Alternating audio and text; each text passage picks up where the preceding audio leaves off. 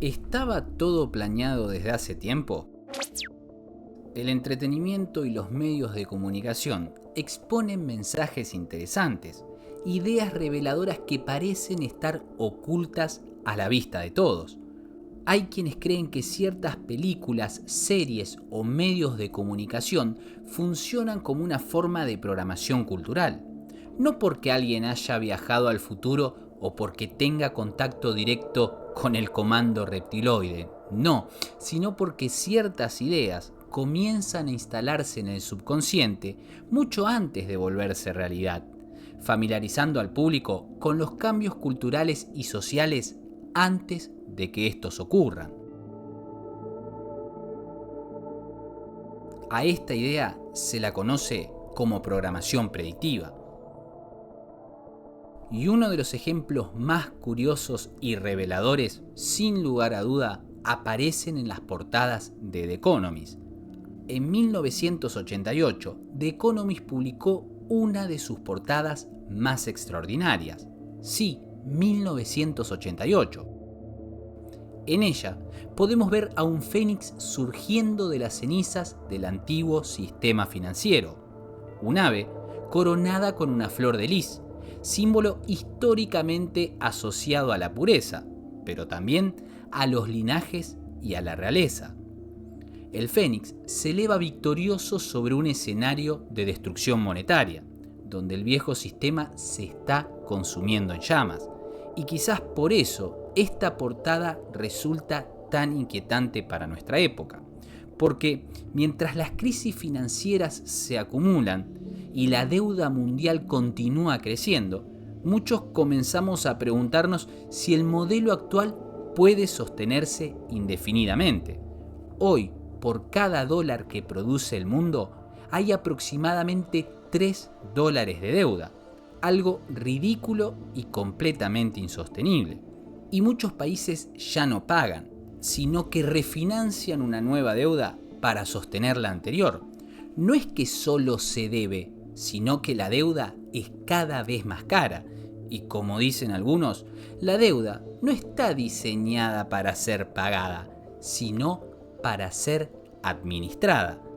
En criollo, seguimos barriendo la mugre debajo de la alfombra. Pero la pregunta es, ¿hasta cuándo aguantará este circo?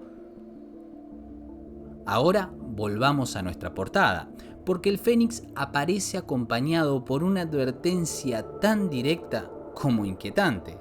Prepárense para una moneda mundial.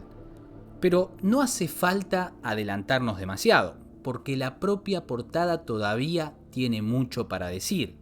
El ave sostiene una moneda dorada, grabada con el número 10 y el año 2018, y en el centro aparece un símbolo curioso. Algunos lo relacionaron con Phi, letra del abecedario griego, otros con el símbolo matemático del vacío o la nulidad. Curiosamente, años después comenzaron a aparecer símbolos sorprendentemente parecidos. En 2014, Interstellar mostraba un diseño muy similar, y algo parecido ocurre con Stellar Lumens, también conocido como XLM. Stellar es un protocolo abierto pensado para intercambiar dinero y activos digitales, algo muy parecido en lo que desarrolla The Economist en este artículo. Y este es un detalle muy interesante, porque en ciertas convenciones monetarias internacionales, la letra X suele utilizarse para activos o monedas sin nación emisora. Ahí aparece también XLM, X como activo supranacional y LM como nombre del token, Lumens. No digo que exista una relación directa, pero sí una coincidencia simbólica interesante, porque quizás no haya que quedarse únicamente con la portada, sino leer lo que se intenta comunicar. Y hablando de simbología, a otros este símbolo les recordó a Saturno, un antiguo arquetipo que en resumen lo asociaremos al tiempo, la estructura y el orden. Tres palabras muy llamativas, porque podríamos decir que el tiempo ha pasado, y la crisis económica mundial parece no tener marcha atrás. La estructura para implementar esa nueva moneda mundial da la sensación de estar prácticamente lista. And we started working on the digital euro way back. Actually, when I started my term 5.5 years ago. And I'm not claiming, parentality on the digital euro, because my colleague Benoît Cœuré had already committed a speech on this matter before I arrived. But I certainly carried on with that project, and subsequently Fabio Panetta on the board, and then Piero Cipollone, who has replaced Fabio, have taken the lead together with a very, very good team, which is focused on accelerating the pace and hopefully campaigning enough with all the stakeholders, meaning European Parliament, meaning European Council, meaning European Commission, so that we can eventually, not put to bed, but put to reality this digital euro. The deadline for us is going to be October of 25, and we are getting ready for that deadline, but we will not be able to move unless the other parties, the stakeholders, as I call them, Commission, Council, and Parliament, actually complete the legislative process, without which we will not be able to move. Y quizás el orden sea la última pieza faltante. No por casualidad, hoy comienzan a discutirse marcos regulatorios para los activos digitales, como la Clarity Act en los Estados Unidos, una de las leyes más revolucionarias de la historia del país y quizás del mundo, por lo que todo esto implica. Y cuando tiempo, estructura y orden se alinean, el resultado es utilidad. Si bien todo esto podría parecer muy agarrado de los pelos, o una apofenia como le llaman, la realidad es que el artículo no tiene pelos en la lengua y explica esa transición de un sistema a otro de forma categórica. Porque, como digo, no alcanza con mirar las portadas, también hay que leer lo que dicen los artículos.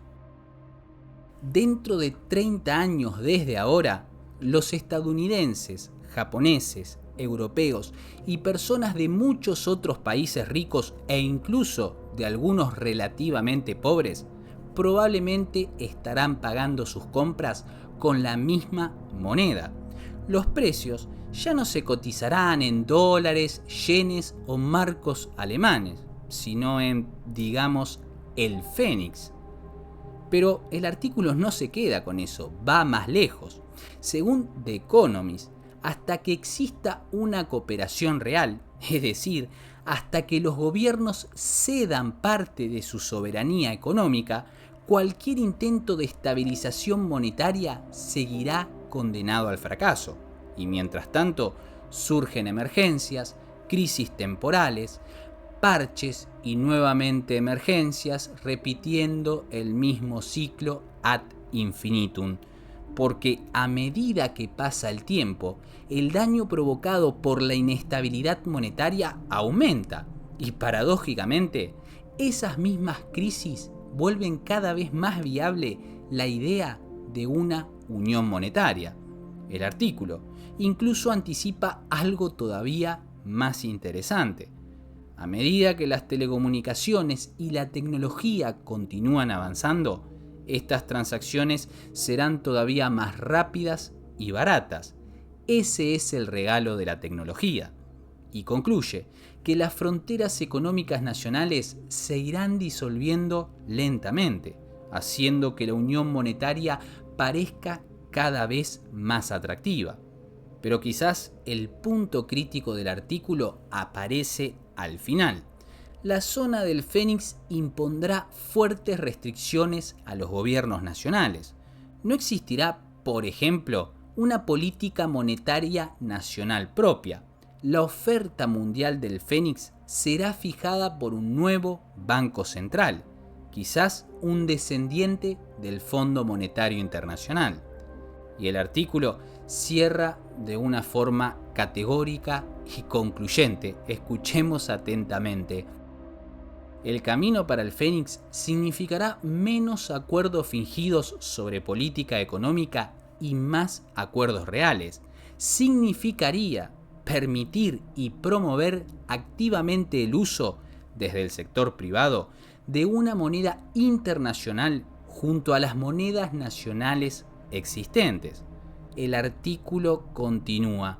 Esto permitiría que la gente vote con sus billeteras a favor de una futura unión monetaria mundial.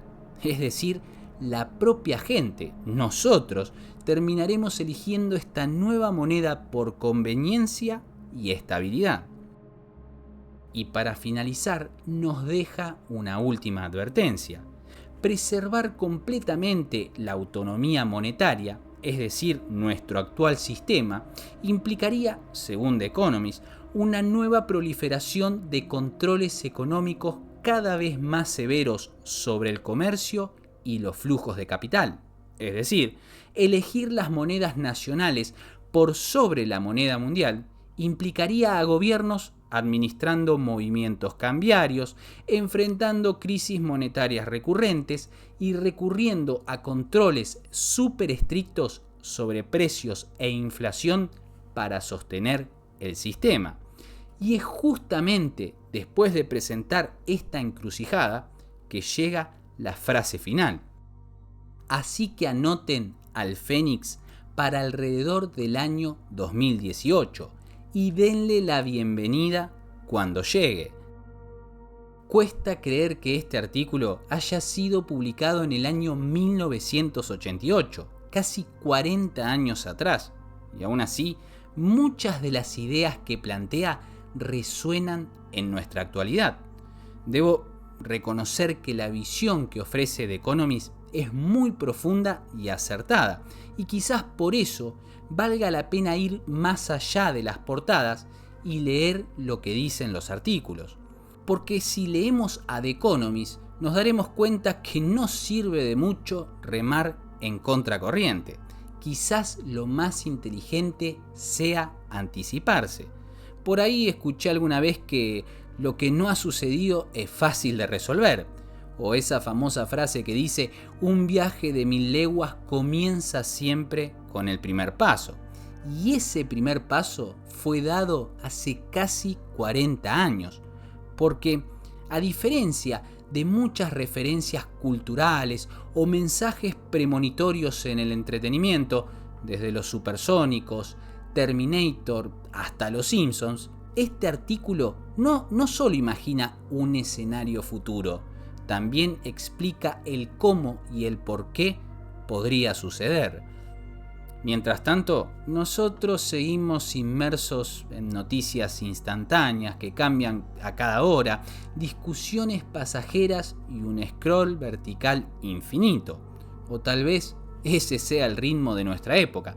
Es así y no hay nada que hacerle.